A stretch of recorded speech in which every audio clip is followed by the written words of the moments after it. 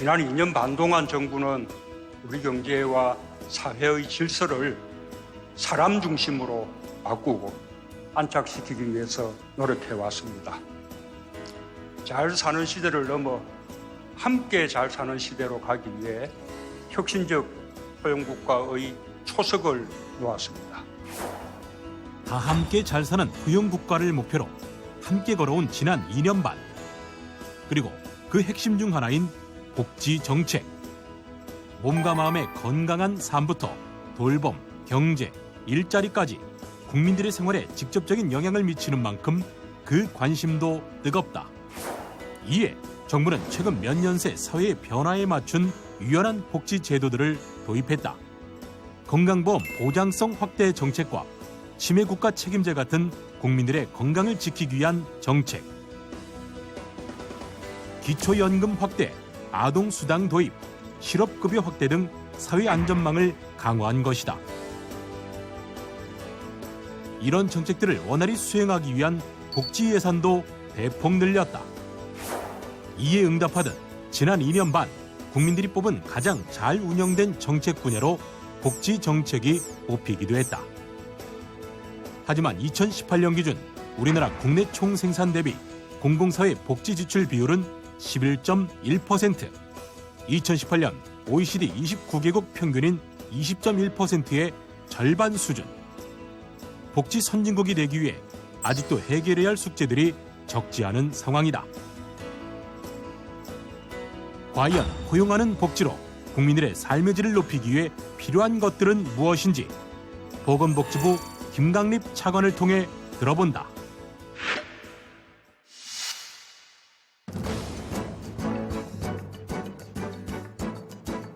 안녕하십니까. 최일구의 정말 진행을 맡은 최일구입니다. 지난해 정부는 다 함께 잘 사는 포용국가를 국정 비전으로 제시했습니다. 포용국가 실현에 있어서 가장 중요한 요소 중 하나가 바로 복지정책일 텐데요. 국민 행복지수가 높은 나라들을 살펴보면 대부분이 복지 시스템이 잘 갖춰진 나라들입니다. 국민 전체의 삶에 직접적 영향을 미치는 의료부터 해서 어려운 이들을 보살피는 사회 안전망 확충까지 정책에 대한 국민적 관심도 높아지고 있습니다. 오늘은 이를 꼼꼼히 살펴보는 시간을 마련했습니다. 보건복지부 김강립 차관 나오셨습니다. 안녕하세요. 네, 안녕하십니까. 반갑습니다. 예, 반갑습니다. 자, 문재인 정부 대표하는 보건복지 분야 슬로건 내 삶을 바꾸는 혁신적 포용국가다 이제 할 수 있는데 지난 11월 9일로 해서 문재인 정부 임기가 이제 절반 지났지 않습니까? 네. 예, 차관께서 보시기에 문재인 정부 전반기 동안의 보건복지부 주요 정책 성과들 뭘까요? 이번 정부가 이제 내세운 모토가 나라다운 나라, 그리고 이제 말씀하셨듯이 포용국가를 통해서 가능하면 모든 국민이 빠지지 않고 함께 행복을 좀 누릴 수 있는 이런 기회를 어떻게 보장할 거냐. 네. 이런 측면에 초점을 맞췄다면 그 측면에서 보건복지부는 그동안 행복을 위한 이제 여러 가지 조건이 있겠습니다만 아주 필수적인 꼭 필요한 조건들 중에 하나가 예를 건강, 그리고 기본적인 소득, 이러한 것들을 어떻게 챙길 건가 하는 측면에 초점을 맞췄습니다. 그래서 건강과 관련해서는 특히 건강에 대한 여러 가지 의료비 부담을 줄이는 건강보험 보장성 강화 대책, 문재인 케어라고 언론에서 말씀을 하십니다만 이런 대책하고 소득과 관련해서는 특히 부양 의무자 기준이라고 해서 소위 실제로는 소득이 굉장히 적은데도 국가의 혜택을 받지 못했던 분들을 좀 더 폭넓게 이렇게 끌어들이고 저희가 이제 보듬어드리는 이런 정책을 폈고요. 또 사회적으로 돌봄이 필요했는데 그동안은 개인이나 가정에 국한됐었던 이러한 부분들을 가능하면 좀 더 많은 혜택을 드리기 위해 노력을 했고 마지막으로는 좀 혁신이라는 측면에서 복지부하고 언뜻 보면 연관이 없을 수도 있는 것처럼 보이지만 이 제도의 좀 혁신을 통해서 보건 분야의 일자리를 좀 더 만들고 특히 그동안 없었던 돌봄과 같은 이런 사회 서비스 분야의 일자리를 만드는 이러한 정책들을 통해서 국민들에게 조금 더 안심하시고 또 그래도 기대할 만한 이런 나라를 만드는데 기여해 왔다라고 자평하고 싶습니다. 네. 보건복지 하면은 언뜻 생각나면 우리 국민의 삶 속에 어떤 햇볕과 같은 그런 역할을 해주는 곳이 아닐까 그런 생각을 해보는데 지금 여기까지 이제 말씀을 해주셨는데 그 중에서도 특히 국민의 체감도가 높았던 분야는 어떤 걸 꼽으실 수 있어요? 뭐 가장 그래도 국민들께 많이 이제 인지가 됐고 국민들께서 아마 느끼셨던 부분이 그 병원 갔을 때 그동안 느꼈던 우리나라 그래도 건강보험이 비교적 국제적으로는 좋은 평가를 받고 있습니다만 네. 국민들은 여전히 그래도 부담을 느꼈던 부분들이 많았었습니다. 이번 정부 들어서 특히 그 건강보험에서 그 급여가 되지 않았던 소위 비급여라고 했던 부분들 중에 좀 국민들이 크게 부담을 느꼈었던 부분들이 선택진료비라든지 상급병실, 그러니까 뭐 다인병실이 아니라 좀 상급병실 썼을 때 문제라든지 그리고 뭐 초음파나 이런 검사나 이런 부분들에 있어서 이제 본인들이 다 부담을 했었던 부분들을 많이 이제 건강보험을 통해서 급여화가 되면서 좀 부담이 좀 줄어들었던 부분이 아마 국민들에게는 가장 많이 인식이 됐고 또 지금 현 대통령의 이름을 딴 뭐 문재인 케어라는 정책으로 이렇게 좀 브랜드화되면서 더 인지가 많이 된 것 같습니다. 네. 두 번째는 이제 뭐 소득과 관련돼서 이제 기초연금 그다음에 장애인 연금과 같이 가장 좀 어찌 보면 그 당장의 현금 지원이 필요한 이런 그 어르신들이나 장애인분들에게 조금 혜택을 좀 늘려드렸던 부분이라든지 아마 그 우리 복지 역사상 처음으로 아주 보편적인 또 인구학적 특성에 따라서 지급을 한 아동수당 그렇죠. 이러한 것들이 아마 이번 정부에서 그 큰 국민들께 좀 호감도 받고 또 국민들께서도 비교적 그 느끼실 만한 체감하는 그런 복지 정책이 아니었나 이렇게 생각을 네. 합니다. 병원 말씀하시니까 뭐 MRI 같은 거, 그다음에 또 치과 가면은 이 뭡니까 임플란트 같은 거 다 비급여에서 이제 급여로 많이 전환이 된 거죠.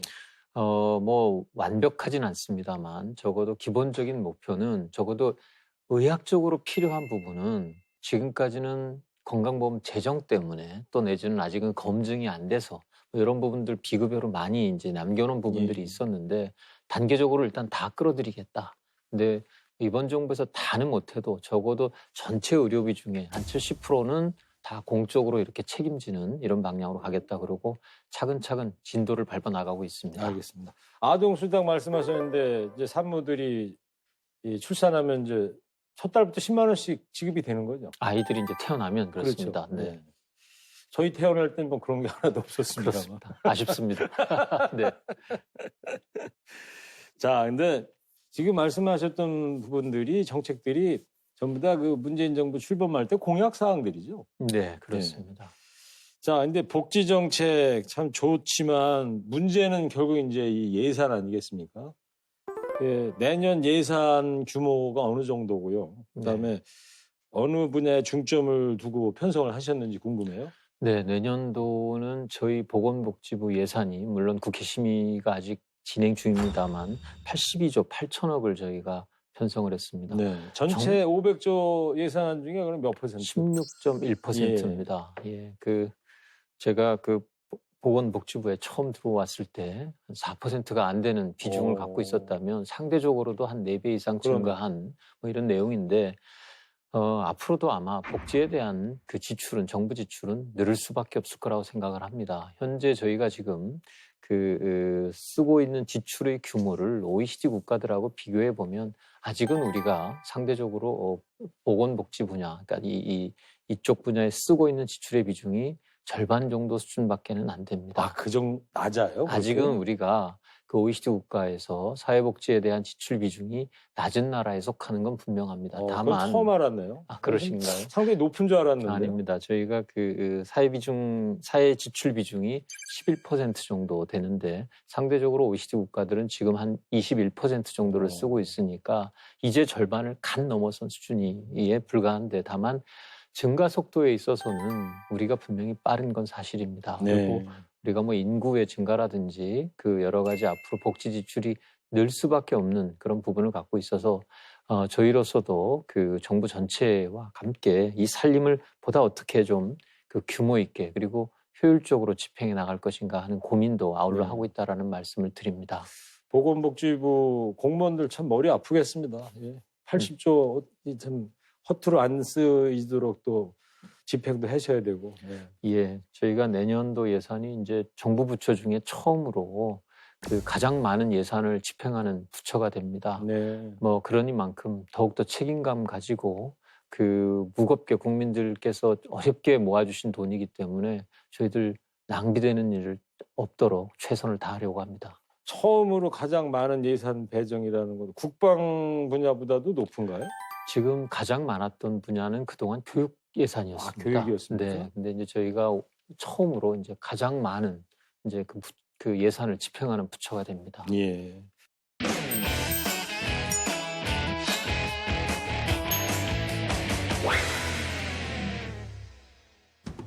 가능하다면 국민들이 건강을 스스로 돌볼 수 있도록 자극을 드리고 필요한 정보를 주고 또 이용할 수 있는 제도적인 기반을 닦고 가습기 살균제와 같이 또 그리고 한동안 문제가 됐던 생리대의 안전성 문제와 같이 우리 그 정부 내에서도 선제적으로 이런 것들을 잘 파악하고 필요하다면 서로 협업해서 대처해야 되는 능력을 키우는 게 매우 중요하다고 생각을 합니다. 내용을 좀 듣고 싶습니다. 건강 패러다임 전환한다는 게 어떤 겁니까? 그 건강에 대한 또 의료에 대한 문제를 지금까지 정부가 책임지던 방식이 저 이런 말씀드리긴 그렇습니다만 아주 아프거나 크게 다치거나 하면 정부가 확실하게 책임지는 방식이었습니다. 네. 그러니까 명확하게 아프거나 그렇지 않으면 지금은 이제 선제적으로 좀 건강할 때 더 건강을 지키거나 아니면 좀 위험한 수준에 가기 전에 이렇게 잘 지켜드리는 이런 네. 방식의 소위 예방적인 건강 패러다임을 지금까지 갖지 못하고 사후적으로 그 치료나 부상을 치료하거나 질병을 치료하는 이런 방식이었다면 앞으로 건강에 대한 국민들의 관심도 높고 또 이제는 그 32,000불이 넘는 작년에 이미 우리가 GDP를 1인당 32,000불을 넘었기 때문에 이제는 보다 이제 행복이라는 관점에서 정책이 집행돼야 된다라고 생각을 하는데 다치고 나서나 아프고 나서보다는 그 전에 더 건강하게 나를 돕는 그러한 정부가 필요하다라는 게 저희들의 판단입니다. 그래서 가능하다면 국민들이 건강을 스스로 돌볼 수 있도록 자극을 드리고 필요한 정보를 주고 또 이용할 수 있는 제도적인 기반을 닦고 하는 것이 필요하다는 게 저희들 생각이고 두 번째는 또 이게 이러한 그 건강한 그 사전 예방적인 이런 건강 관리라는 틀에서 보면 어느 한식에 집중하면 안 되고 태어나기 전부터 태어나서 그리고 어린이나 또 그리고 청소년, 청년기를 거쳐서 중년 이후가 될 때까지 생애 주기별로 그에 맞춘 건강 프로그램을 제공할 필요가 있다고 생각을 합니다.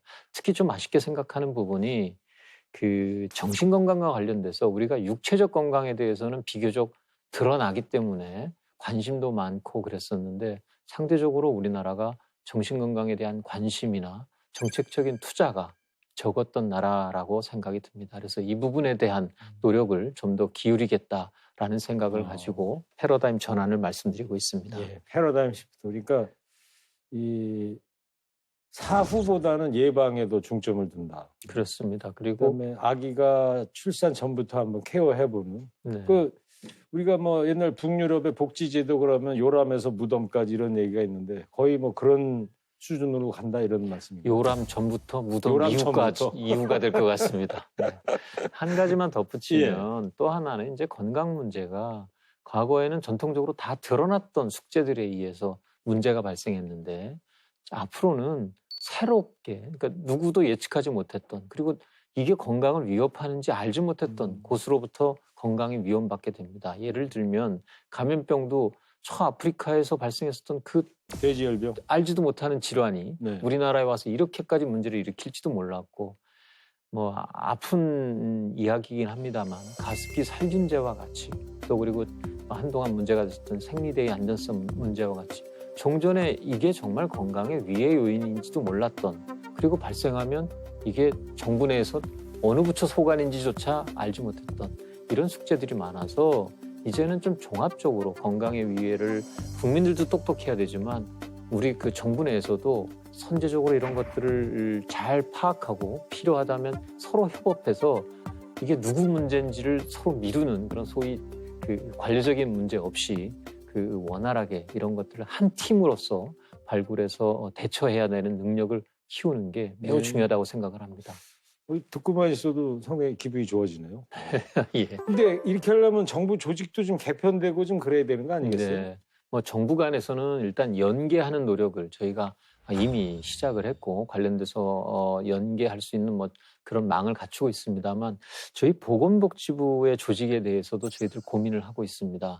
워낙 그 새로운 수요도 이제 많이 발생을 하고 말씀드렸지만 정부 조직이 정부 예산이 복지에 대한 예산이 이렇게 증가하면 또 이거를 잘 수행할 수 있도록 낭비하지 않도록 잘 관리해야 되고 또 국민들의 기대가 과거와 달리 이제는 아까 말씀드린 대로 뭐 사후적으로 아프면 대처하는 게 아니라 또 그리고 내가 정말 어려울 때 그때 돕는 게 아니라 가능하다면 어렵기 전에 도와서 내가 그렇게 어려운 지경에 빠지지 않도록 이렇게 도와달라라는 요구들이 날로 증가하고 있기 때문에 보건복지부도 저희들의 조직의 기능이나 이런 것들을 좀 바꿔야 된다고 생각을 합니다. 네. 그래서 뭐 좀 저희가 굉장히 오래전에 이러한 그 조직의 틀을 갖췄다라고 이제 말씀드릴 수 있는데 최근에 가장 좀 그 쉽게 생각을 하면 특히 노인 인구가 날로 늘어나고 그렇죠. 더 앞으로 더 노인 인구 비중이 늘어납니다. 그래서 이제 노인 100세 시대 우리 수명 국민들이 100세 시대가 됐는데 건강한 100세, 행복한 100세가 되지 않으면 사실은 100세라는 수명이 재앙이 될 수가 있습니다. 맞습니다. 축복이 아니라. 그래서 건강한 노년을 맞을 수 있고 행복한 노년을 맞을 수 있게 도와드리고 또 국민 전체가 아까 말씀드린 대로 다 건강하게 가려면 지금 뭐 저희들 저희가 가칭으로 내부적으로 토의했던 게 건강 국민 행복 장수실 이런 거 하나 만들어야 되지 않느냐. 다시요. 뭐라고요? 건강 국민 행복 장수실. 오, 뭐 이런 거 좋습니다. 하나 만들자고 예. 저희가 장수 행복실. 네, 네. 뭐 그렇습니다. 그래서 이런 것들도 하고 아까 이제 잠깐도 말씀드렸지만 정신건강에 대한 문제를 조금 더 체계적으로 관리하고 추진하는 뭐 정신건강을 책임지는 부서도 조금은 이제 확대해서 한번 만들 필요가 있겠다라고 저희도 생각을 하고 있습니다. 그렇겠네요. 예. 네. 지금 정신건강 말씀하셨는데 네. 그 정신질환자 흉기에 희생됐던 그 의사 선생님이 계시잖아요. 임세원 네, 고임세원 교수님이라든가. 교수님. 네. 이 정신질환 관련해서는 어떤 정책들을 추진하고 계십니까?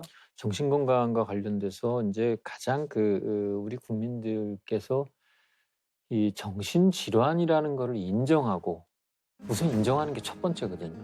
내가 이게 정신적으로 아플 수 있구나, 네. 아프구나 하는 거를 먼저 인정을 하고 그거를 가서 전문가에게 치료를 받아야 됩니다. 근데 그 자체를 네. 꺼려 하잖아요. 맞습니다. 우리 문화가. 맞습니다. 정신과에 한번 가봐라 그러면은 내가 왜 거길 가야 되지 이런 생각도 갖게 됩니다. 네. 그래서 가장 중요한 것 중에 하나는 인식을 바꿔드리는 부분입니다.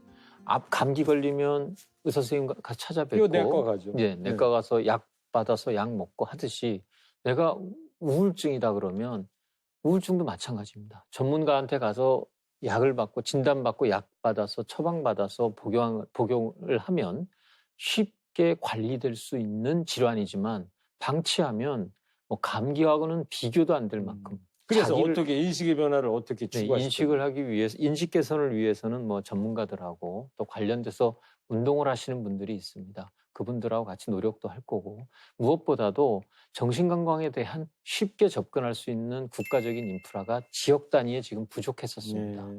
이러한 것들을 좀 확충을 해서 지역 내에 관련되는 인력도 좀 추가적으로 배치해서 국민들이 관련되는 예방교육이나 그다음에 자기가 어디 가면 그러한 도움을 받을 수 있는지 손 내밀고 싶을 때 잡아줄 수 있는 분들을 지역에 좀 더 많이 배치하려는 노력을 가져가려고 합니다. 네.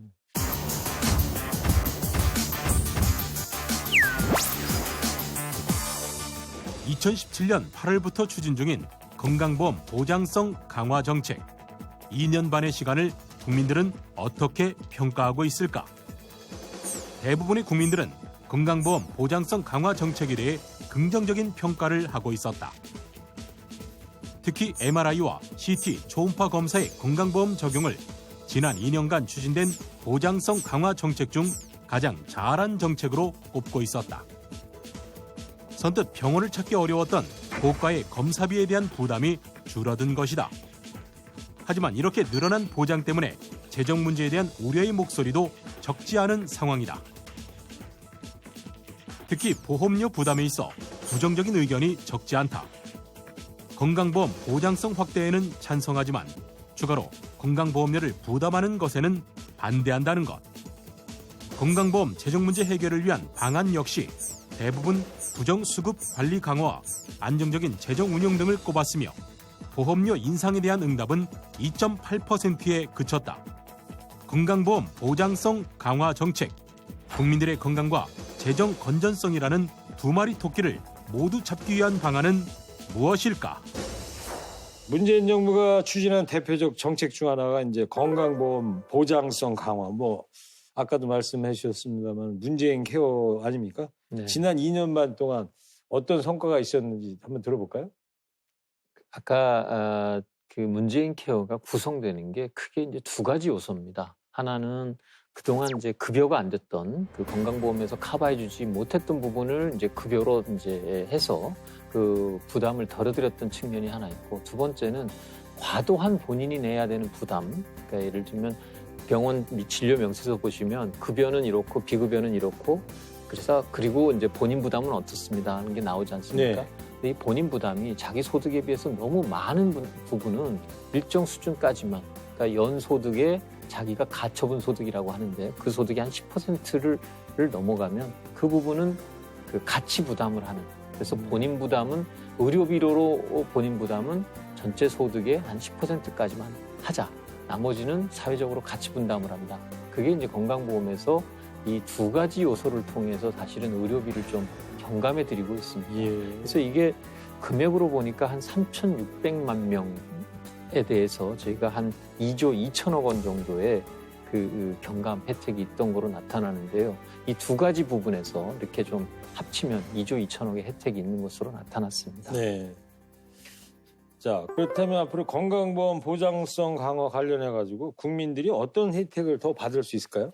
뭐 지금까지 이제 뭐 아까 말씀드렸던 선택 진료비를 없애고 또 2인실부터 5인실까지는 이제 건강보험에서 그 병실도 다 커버를 해드리고, 또 뇌 MRI라든지 이제 간 초음파 같은 것들, 이런 검사에 고가 검사를 급여하는 혜택은 있었습니다. 좀 지금 이제 저희가 그 계획은 22년까지 쭉 다 발표를 해드린 바가 있는데, 특히 이제 내년에는 이제 그 여성 질환과 관련된 자궁이나 난소에 대한 그 초음파 진단, 그 다음에 특히 이제 척추 MRI를 건강보험에 이제 급여하는 이러한 내년에요? 정책들이, 이러한 정책들이 이제 내년에 시행이 됩니다. 아, 내년부터 척추 MRI 네, 건강보험을 가능하다? 예, 그렇습니다. 반가운 소식입니다. 이제 네, 그 뭐 저희가 물론 척추 질환이 굉장히 많습니다. 우리 많죠. 국민들이 네. 많으시다 보니까 이에 대한 수요도 많아서 사실은 적절한 좀 관리 방안도 같이 고민은 하고 있습니다. 네. 왜냐하면 자칫 또 급여화가 되면 낭비의 소지가 발생할 수 있어서 그런 관리의 문제와 함께 고민을 하고 있고요. 예. 그 결국은 이제 재정에 관한 그렇죠. 문제가 그 국민들께서도 혜택은 늘 반가워하십니다. 근데 이게 그 앞으로도 계속 받을 수 있는 거냐라는 질문을 저도 많이 받고 있는데. 지속 가능한 것이냐? 그렇습니다. 네. 그래서 기왕 말씀하셨으니까 네. 과연 지속 가능한 것인지. 그다음에 또 이 재정 건전성은 어떻게 유지가 될 것인지, 그런 방안은 어떤 게 있으세요? 이 계획을 처음 발표할 때부터 저희가 이제 재정 계획을 같이 발표를 했습니다. 네. 아무래도 뭐 돈이 그 어디서 그냥 나오는 건 그러니까 아니기 때문에 어마어마한 돈이 투자되는 거 아닙니까? 그렇습니다. 그래서 그 저희가 그 발표했던 거는 일단 목표를 정했습니다. 그 적어도 앞으로 어느 정도의 소위 이제 건강보험이 지불을 그러니까 이제 병원에 치료를 받고 나면 그 돈을 대신 지불해 드리는 게 있지 않습니까? 네. 그 지불 준비금을 어느 정도 가지고 있는 게 적정할 것이냐. 그러니까 저희는 한 달 반 정도의 진료비에 해당되는 부분은 적립하고 있어야 되겠다. 그게 이제 적어도 10조 원 이상은 저희가 적립하겠다라는 목표를 정했습니다. 예. 왜냐하면 한 달 반이라는 돈이 뭐 그런 일이 없어야 되겠습니다만 감염병이 갑자기 좀 돌 수도 있고, 그런 경우는 아무래도 진료비가 갑자기 늘어나기 때문에 적어도 한 달 반 정도는 저희가 그래도 이제 비축해 놓고 있어야 유사시에 이렇게 대비할 수 있는 네. 이런 상황인데, 그 금액이 10조 원이라고 하는데 지금 그 건강보험에서 약 한 20조 원 가까이의 적립금이 있는 상태였고, 그래서 그 적립금의 일부 한 절반 가까이는 그 저희가 좀 사용을 하겠다라는 게 있었고, 두 번째는 그 보험료도 그 지금 우리가 상대적으로 보면 외국에 비해서 그 건강보험 보장성이라고 하는 것도 보장률도 다소 낮았지만 사실은 보험료 부담도 굉장히 낮았었습니다. 아, 그래요? 그렇습니다. 왜냐하면 보험료가 적정하게 또 유지되지 않으면 사실 그 혜택을 그렇게 높게 정부의 지출만으로 늘리는 것은 한계가 있습니다. 그래서 네. 보험료도 저희가 지난 한 10년간 한 평균 3.2% 정도 인상이 됐는데 그 범위 내에서는 인상을 계속 할 수밖에 없다라는 점을 처음부터 말씀을 드렸습니다. 그리고 일부는 정부도 이제 이 재원을 같이 분담을 하고 있는데 뭐 법에 의해서 20%까지는 전체 지출 규모의 약 한 20%까지는 부담할 수 있었는데 그동안 사실은 조금 그 금액 워낙 이 재정이 빨리 늘었기 때문에 금액은 저희가 계속 늘렸지만 비율은 그렇게 맞추지를 못했었습니다. 그 금년도에 저희가 한 13.7% 정도를 부담을 했는데 내년도에는 지금 14%를 맞춰서 금액으로 보면은 1조 8천억 정도를 저희가 부담을 하기 때문에 네. 정부 지출로 그렇게 적은 금액은 아닙니다. 네. 그런데 어쨌든 이 정부 지출도 확대하고 근데 국민들께서도 조금 더 부담을 해주시고 네. 그리고 저희가 그동안 가지고 있었던 돈을 가지고 잘 운영을 해서 이렇게 되면 이번 정부가 마칠 때도 충분히 저희가 보기에는 10조 원 이상을 아마 조금은 더 나을 수도 있다라고 네. 전망을 하고 있습니다만 재정 건전성 양호하다. 이런 네, 말씀. 그렇게 하고 또 한편에서는 혹시 지금 저희들이 관리하고 있는 그 건강보험 중에서 다소 좀 새고 있는 부분은 있지 않나 아니면 조금 더 효율적으로 집행할 수 있는 부분은 또 없을까 하는 고민을 가지고 적어도 그 부분에서도 한 3% 정도는 저희가 절약을 하겠다라는 네. 목표를 설정을 해서 저희 생각에는 재정은 지금 현재 당초 저희가 계획했던 범위 내에서 안정적으로 운영되고 있다라고 말씀드리고 네. 싶습니다. 그 하나의 예를 들자면 척추 MRI 내년부터 이제 건보 적용을 받는다 이거요. 네, 대신 3.2% 인상은 해야 된다. 그렇습니다. 그건 어쩔 수 없는 것이다. 그렇습니다. 알겠습니다. 다른 얘기 한번 해볼게요. 네. 환자들이 전국에서 이제 서울에 집중되어 있는 대형 병원에 이제 다들 이제 오실 수밖에 없는 그런 네. 현실이 그런 거니까. 그렇습니다. 이 지역 의료 강화 대책 직접 발표하셨는데요. 네. 좀만 더 자세히 좀 설명 좀 부탁드릴게요. 네, 이번 정부에서 이제 그 건강보험 보장성 강화라는 게 이제 건강보험을 좀 더 믿고 안심할 수 있는 제도로 키우자 하는 것도 이제 하나의 중요한 정책 목표라면 또 하나의 굉장히 중요한 정책 목표는 그 지역 의료를 활성화하는 겁니다. 그 지역에서 내가 아주 단적인 예를 들면 좀 큰 질환에 걸렸을 때 서울에 사시는 분들은 10분 중 9분은 그냥 서울에서 진료를 받습니다. 그렇죠. 근데 경상북도에서 사시는 주민들은 10분 중에 단 2분만 경상북도에 진료를 받고 다 대부분 거의 서울이나 네. 이쪽으로 올라와서 진료를 받는데 KTX도 잘 뚫려 있으니까요. 뭐 KTX가 일조했었다라는 말은 네. 있습니다. 근데 어찌되었건 이렇게 오게 되면 진료비도 더 들고 그리고 또 하나는 누군가 본인이나 가족의 교통비나 또 와서 뭐 머물면 숙박비도 더 들고 또 일도 못하게 되고 뭐 이런 여러 가지 사회적인 비용이나 가정적인 비용이 같이 발생을 하는 문제가 발생을 해서 저희들이 이번에 고민했던 거는 그 건강보험은 국민 누구나 다 똑같이 내거든요. 똑같은 그 규칙에 의해서. 네. 그런데 왜 내가 사는 동네에는 내가 안심할 수 있는 병원이 없냐라는 불만이나 이 어려움을 해소해 드려야 진정한 보장성 강화에 우리가 도달할 수 있겠다라는 생각을 했습니다. 그래서 네. 이 문제를 해결하기 위해서 우선 첫 번째로는 지역에 좀 믿고 안심할 수 있을 만한 병원들을 좀 더 키워야 되겠다. 대학병원들도 물론 뭐 그래야 되겠지만 이제 한 300병상 내외의 그 병원들이 특히 이런 병원들이 담당하는 역할 중에 하나가 뇌혈관 질환이나 심혈관 질환처럼 시간을 긴박하게 다투는 질환에 있어서는 서울까지 가면은 해결이 안 됩니다. 그렇죠. 골든타임 그렇습니다. 내가 살던 동네에서 이용을 하니까 적어도 보건복지부가 같이 전문가분들 뭐 이런 분들하고 같이 의견을 모아서 어떤 기준을 충족하면 이거는 우리 국민들께 그 지역 주민들께 이 병원은 안심하고 이용하셔도 됩니다.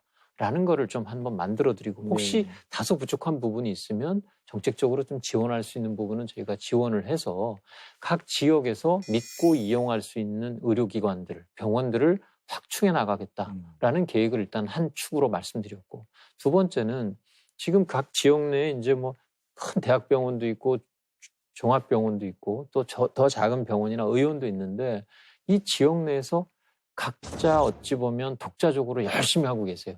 근데 그러다 보면 사실은 불필요한 경쟁이나 자원의 낭비도 일어나기 때문에 예. 그러면서 정작 중요한 건 그 동네에서 꼭 필요한 필수 의료라고 하는 응급실이라든지 중환자실이라든지 심혈관, 내혈관 이런 부분에 대한 그 진료는 사실은 또 손 놓고 있는 경우가 있습니다. 왜냐하면 수익을 아무래도 염두에 두고 그 병원 경영을 할 수밖에 없는 상황이기 그렇죠. 때문에 그래서 이번에 또 하나의 그 핵심적인 사안은 그 지역에서 공공적인 역할을 담당하는 하나의 병원을 지정을 해서 이 병원이 그 지역에 있는 의료기관들을 조율을 하고 뭐 가능하다면 협력적 관계를 어떻게 구축하게 할 건지 이러한 것들을 하는 예산을 좀 갖추겠다는 네. 거고요. 그다음 세 번째는 그 필수 공공의료와 관련돼서 지역에 현저하게 자원이 부족하거나 아예 병원이 없거나 하면 그 부분은 공공의료를 통해서 저희가 병원을 짓거나 뭐 아니면 필요한 그러한 그 장비의 지원이나 인건비의 지원을 통해서 그 정상적으로 작동돼서 안심할 수 있도록 그렇게 지역 주민들이 안심하고 의료를 이용할 수 있도록 하겠다 네. 하는 것이 이번 대책의 골자였습니다. 알겠습니다. 그러니까 어떤 경우에는 아예 의료기관이 없는 지역에는 그런 권역에는 병원을 신축을 하는 예, 신설하는 지방의료원을 아예 짓든지 새로 만드는. 네, 그렇습니다. 사실 그래요. 지방에 내려가면 가장 어르신들이 불안해하는 것이 웬만한 의료기관이 없다라는 거. 내 이러다가 쓰러지면 어떡하지? 그랬을 때 또 자식들은 다 서울에 와 있고 그러니까 알겠습니다. 국민 체감도가 높은 정책 중에 이제 치매 국가 책임제 어떤 사례들이 있었습니까? 치매 국가 책임제를 통해서 가족의 삶에 어떤 변화들이 있었는지 좀 소개를 좀 해주시죠. 네, 그 가장 대표적인 게 이제 치매 안심센터라 그래서 전국에 지금 이제 256개소에 이제 주로 보건소하고 연계가 되어 있습니다만 치매 안심센터라는 게 동네에 이제 다 들어가게 됩니다. 예. 그래서 이제 그 이미 뭐 다 가동은 되어 있고 아주 일부는 아직은 이제 그 우선 좀 개소라고 해서 하지만 연말까지는 정상적으로 256개소가 이제 다 돌아가거든요. 근데 여기서의 특징은 쉽게 가서 사실 제일 불안한 게 내가 치매인지 아닌지를 잘 모르시기도 하고 예. 또 가끔 깜빡깜빡 하시는 증상이 나타나시면 아 이거 내가 정말 전조 증상 아닌가 이렇게 좀 염려들을 하시는데 건망증인지 치매인지 잘 모르잖아요. 네, 처음에는. 맞습니다. 그래서 그분들이 좀 쉽게 와서 치매에 대한 좀 검사를 해볼 수도 있고 또 상담도 해볼 수 있고 하는 거를 동네에 다 배치를 해놨기 때문에 이제는 좀 쉽게 그리고 편하게 가서 접근을 하고 또 그리고 문의도 하고 할 수 있는 것들을 갖춰놨습니다. 그러다 보니까 초기에 아무래도 발견을 하면 진행 속도를 늦추거나 하는 것들이 훨씬 효과적으로 나타납니다. 그래서 조기 발견 소위 그리고 예방 사업 이런 것들을 할 수 있는 인프라를 전국적으로 갖추니까 이제 종전에 막연하게 불안해하셨던 분들이 와서 검사도 해봐서 오히려 안심하기도 하고 또 일찍 발견하셔서 이제 예방 활동이나 이런 좀 그 속도를 늦추는 이러한 것들도 할 수 있는 게 좀 그 나타났고요. 두 번째는 또 그 저희가 이제 치매 환자 야간 돌봄 기관이라는 게 있습니다. 네. 그러니까 주간에도 돌봐드리는 경우도 있지만 이 야간에도 돌봐드리는 기능이 있는데 사실 아까 제가 그 돌봄이 온전히 이제 그 가족들의 책임으로 돌아간다는 말씀을 드렸는데 이러다 보니까 사실은 그 특히 그 가족들이 휴식이 필요한 경우가 있습니다. 1년 내내 이분을 돌봐야 드려야 그렇죠. 되기 때문에 어디 휴가도 못 가고 몇 년 동안 그러는데 이런 그 저희가 이제 단기 보호 시설을 이렇게 운영을 하니까 여기에 그 잠시 뭐 한 며칠이라도 거기서 안심하고 맡아주시니까 본인들이 좀 휴식을 취하고 다시 또 돌아와서 더 잘 그 어르신들을 돌볼 수 있는 뭐 이런 그 형태도 있었고요. 네. 뭐 그 저희가 또 지역사회에서 이제 그 치매 노인 공공 후견 제도라는 거를 도입을 했습니다. 왜냐하면 이분들이 그 아무래도 인지 능력 자체가 좀 떨어지시다 보니까 그 뭐 밤에 혼자서 또 이 홈쇼핑 보시면서 거의 그 절제 안 되는 상태로 계속 주문을 하시는 네. 이런 문제가 발생을 해서 그 재정적으로 굉장히 문제가 되기도 하는데 이런 분들을 공공 후견인을 통해서 지정을 해줘서 법적으로 이러한 문제들을 사전에 좀 통제하고 네. 관리할 수 있는 이런 그 장치들도 도입을 했습니다. 네.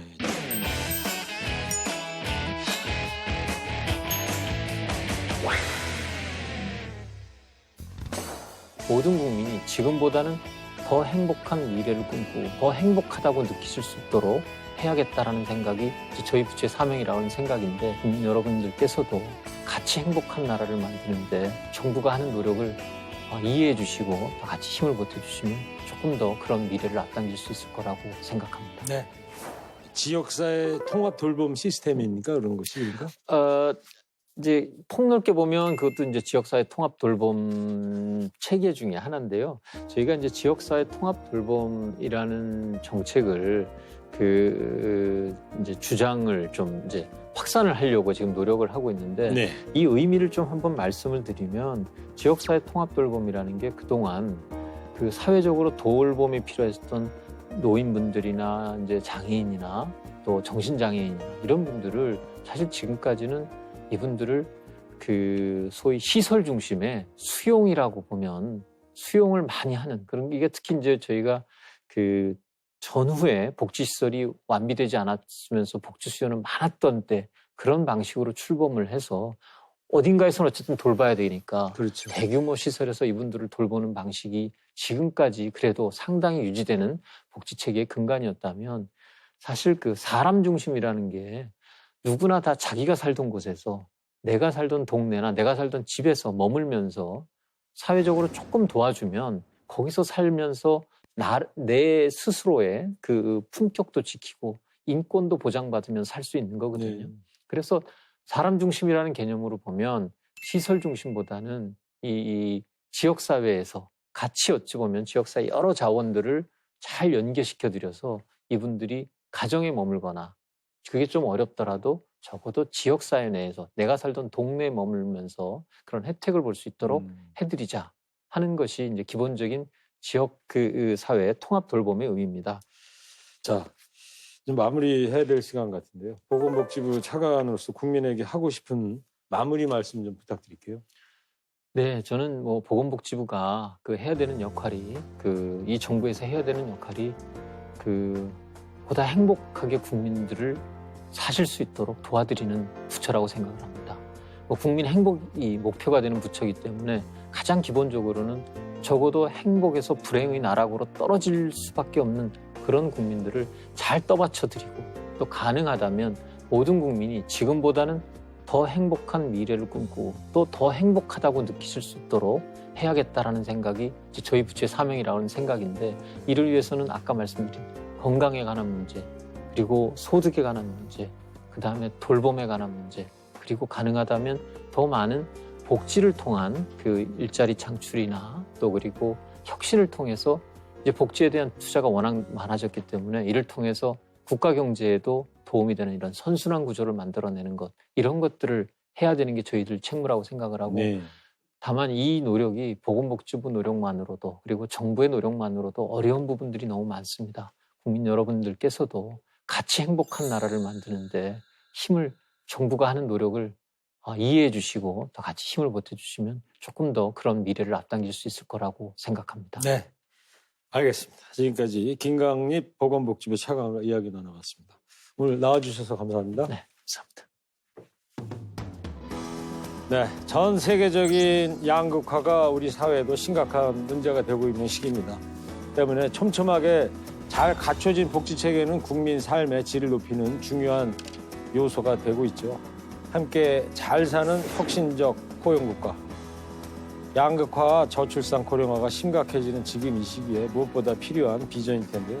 이를 실현하기 위한 다양한 정책이 꼼꼼하게 추진되기를 기대해 보겠습니다. 저는 다음 시간에 다시 찾아뵙겠습니다. 시청해 주셔서 감사합니다.